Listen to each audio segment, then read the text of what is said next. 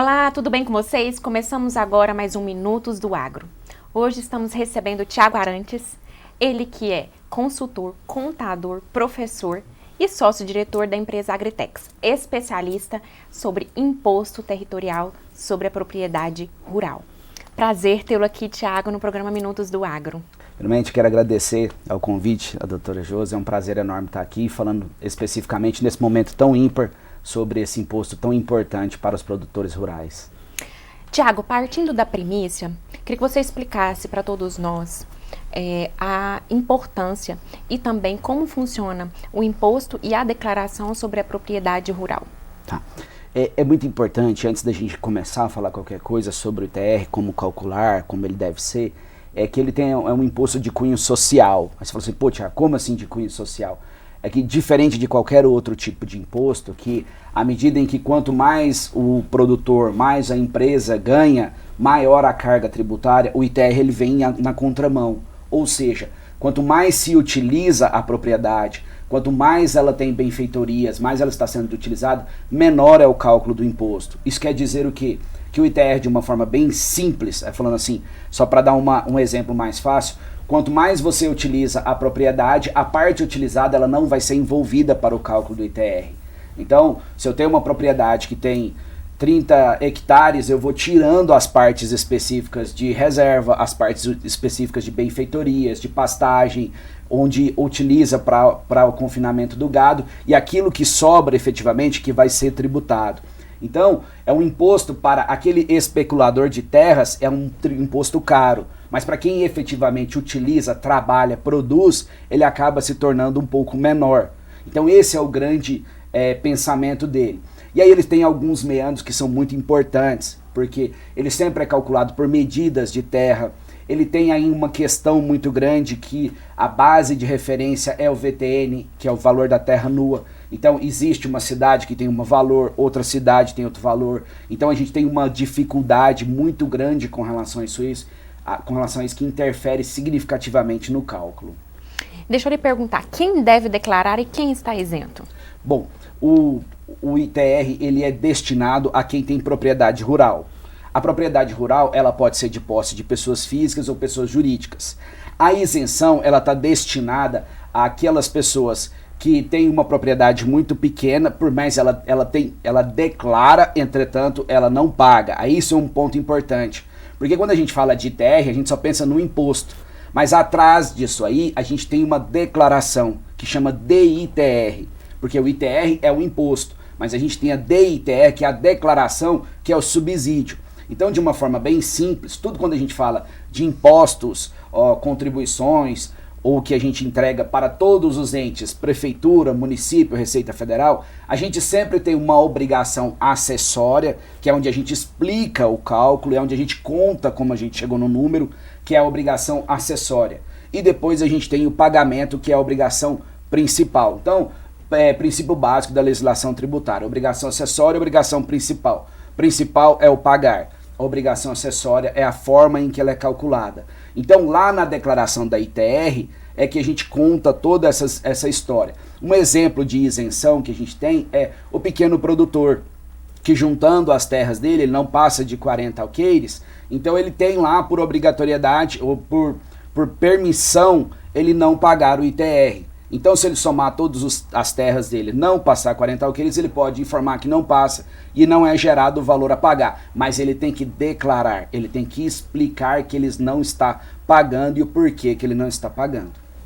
Interessante também mencionar, Thiago, que mesmo os isentos, eles têm ali algumas obrigações.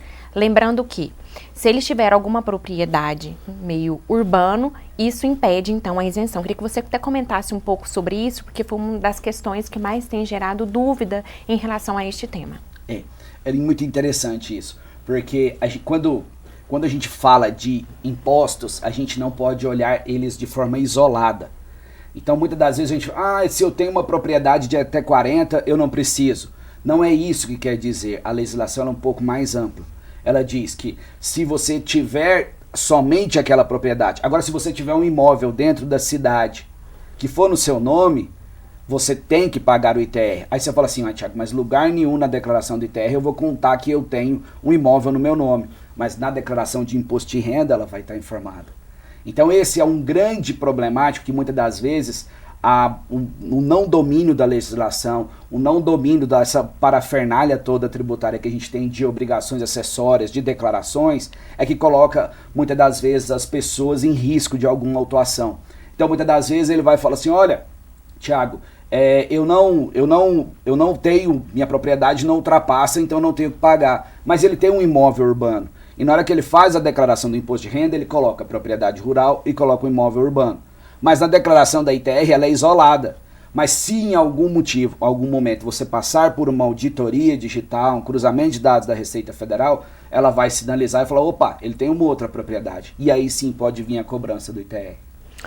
Interessante, em relação à cobrança de ITR, autuações e as notificações, você também atua muito ajudando o produtor rural nessa seara. Queria que você comentasse conosco algum dos trabalhos que você tem feito e algum dos apuros que o nosso produtor tem passado com essa temática. É muito interessante, porque quando a gente fala de ITR, muitas vezes as pessoas falam assim, pô, Thiago, mas o ITR é um valor muito pequeno, ele não é tão relevante diante da minha operação, eu tenho um imposto de renda, eu tenho uma operação, eu tenho valores muito mais significativos que o ITR.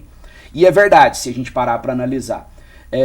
Só que existe uma crescente, existe uma movimentação, uma mudança muito grande, e a gente para analisar ainda mais nesses últimos 2 anos aí de pandemia, o agronegócio é a vitrine, é o segmento, é a área nossa que menos sentiu o reflexo da pandemia. Então cada vez mais é uma área que está sendo visualizada. E o ITR, muitas das vezes a gente vai perceber cada vez mais autuações significativas e crescentes nessa área. Recentemente a gente pegou alguns trabalhos para fazer de auditoria de ITR. Aí você fala, pô, Thiago, auditoria de ITR? Eu nunca tinha visto isso. E aí a gente fez uma auditoria de um determinado produtor e olha só, é um produtor que ele entrega aproximadamente 8.000 cabeças de gado ano, que é gado de corte. E o gado dele é destinado só para exportação. Então é um tipo específico de gado altamente qualificado. Então ele tem uma propriedade muito bem estruturada.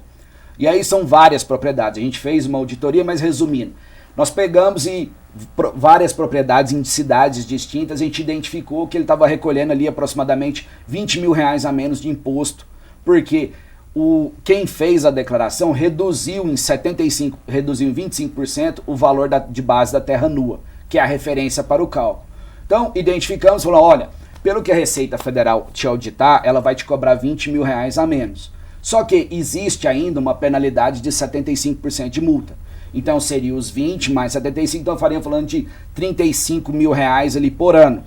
Se a gente retroagir os 5 anos, que é o prazo prescricional que existe, lógico que o valor da terra muda de um ano para o outro, e vamos pensar em R$30.000 ano. Ele estaria com um passivo tributário de R$150.000 ao total dos últimos 5 anos.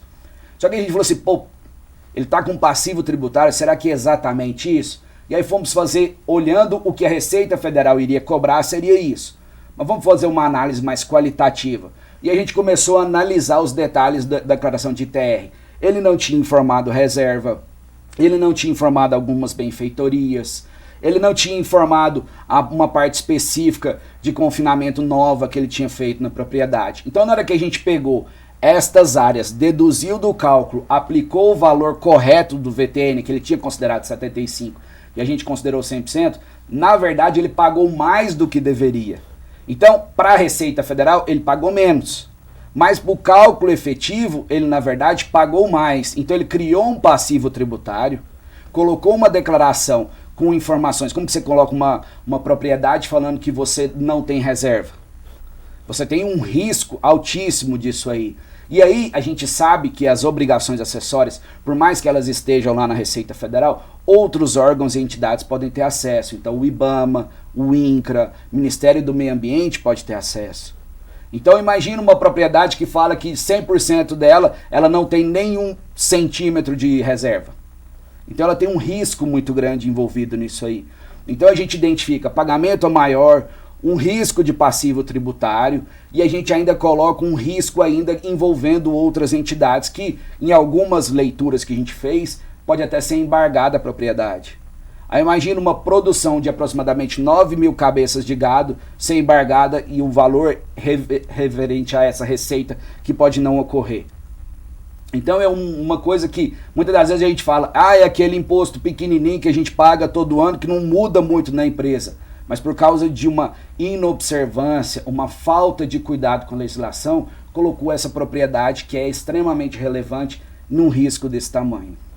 E é interessante a gente mencionar, Tiago, como você muito bem explicou aqui, que além deste tributo e essa carga tributária, que é uma análise que tem que ser feita a partir dessa gestão, também é importante para o produtor rural ele ter ali a sua declaração correta, o seu imposto correto, a fim de ter benesses também que hoje estão no mercado do agro. Queria que você comentasse conosco sobre isso, para o produtor enxergar que essa declaração, esse imposto é importante sim para a sua propriedade e para a sua gestão.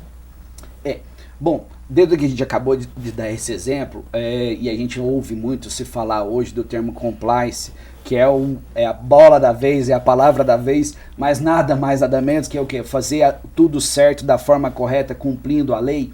Então, volto nesse exemplo que eu acho muito interessante, se é um gado específico destinado à exportação, se essa empresa se esse produtor chega a ter a sua propriedade embargada, ele automaticamente o quê? Ele estaria fora de um processo. E se ele faz parte de uma associação, se ele faz parte de um mercado maior em que ele está envolvido, o mercado estrangeiro não vê com bons olhos esse tipo de situação. Então você pode criar uma quebra de mercado. Nossa, Thiago, mas isso é muito exagerado que você está falando. Não, porque eu trabalhei um tempo em multinacional e é muito engraçado quando a gente trabalha em multinacional e aí você vai relacionando com as pessoas, você vai descobrindo.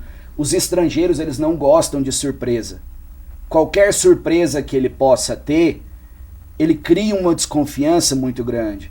E era muito interessante que uma vez a gente fez uma previsão de orçamento e a gente falou que ia dar um prejuízo de 1 milhão. Chegou naquele determinado período, o prejuízo não se concretizou, a gente deu um lucro de 1 bilhão. Isso foi um trabalho para a gente explicar, porque eles não estavam confortáveis da gente ter dado lucro e não prejuízo, porque essa é a visão do mercado lá de fora. Eles não confiam, eles estão lá fora, estão distantes. Então é uma situação muito importante, principalmente com essa crescente que a gente tem hoje do nosso mercado, o direcionamento cada vez mais para os produtos para fins de exportação. Queria que você comentasse conosco sobre a sua atuação na AgriTax e também sobre o seu know-how aí, já há anos operacionalizando no mercado. Qual a importância do profissional, do contador, do especialista, consultor de mercado no agronegócio? Bom, primeiro, o agronegócio é um mercado que não é para qualquer um, né? Eu costumo brincar que quando eu vou conversar com algum produtor, eu falei, primeiro, você planta um negócio, fica esperando a chuva, já não é um negócio, já é um negócio muito certo. Então, brincadeiras à parte, mas requer um cuidado muito grande. A gente vê um investimento cada vez maior em tecnologia, em qualidade de produtos, em maquinário. Então a gente vê muitos estudos. E aí eu costumo falar sempre que uma operação, independente da que seja, ela é formada por um tripé, que é a operação, financeiro e tributário. A operação hoje do agro é cada vez mais evoluída. Então, esses dias eu tive uma reunião com um produtor, ele conversando com ele, ele falou, Thiago, eu desligo tudo, eu só não posso parar de olhar aqui que aqui está indicando o pivô, se eu preciso molhar ou não a terra, pelo celular.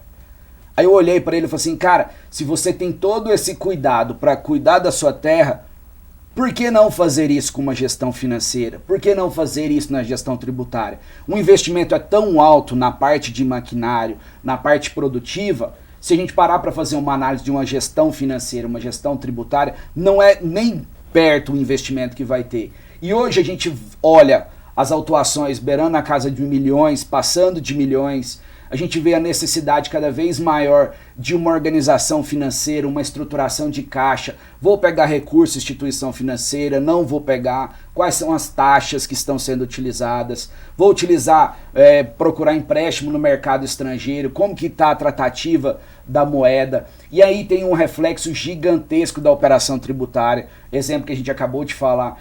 Por causa de uma bobagem, desculpa a expressão, mas uma falha muito grande na declaração do ITR, você tem a sua operação inteira parada. Então, é cada vez mais importante ter uma visão um pouco diferente do suporte, da atuação do profissional da área contábil, da área tributária. Porque muitas das vezes, esse profissional, olhando de uma forma bem fria, ele é o único capaz de juntar todas as informações e prestar uma informação clara e objetiva. Se a gente para analisar uma estrutura administrativa de uma fazenda, você tem quem cuida do contas a pagar, quem cuida do contas a receber, quem cuida do banco, quem cuida do estoque. Mas somente através dos informativos contábeis é que você tem tudo isso junto, que vai fornecer a informação de patrimônio ou de resultado. Segregar a questão de safra, safrinha, fazer uma análise diferenciada, fazer uma projeção de caixas juntos. Olha, vamos sentar aqui na próxima safra, vamos planejar um investimento e vamos conferir se o que eu planejei aconteceu mesmo.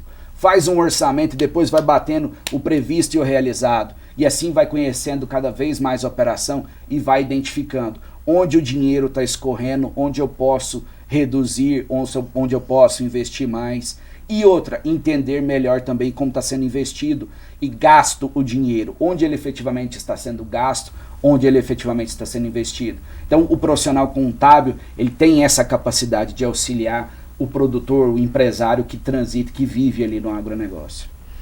Muito obrigada, Tiago. Foi um prazer tê-lo aqui conosco no Minutos do Agro, nesse momento em que tantos esclarecimentos você trouxe para nós, não só sobre imposto, sobre declaração, mas principalmente sobre gestão e sobre a importância do produtor rural estar atento às novidades do mercado. Gratidão pelo seu trabalho. Obrigado, eu que agradeço e estou disponível sempre que precisar, podem me procurar. Obrigado, Júlia. Minutos do Agro finaliza por aqui. Te encontro semana que vem, aqui, Minutos do Agro, TV Alego. Fiquem com Deus. Até mais. Tchau, tchau.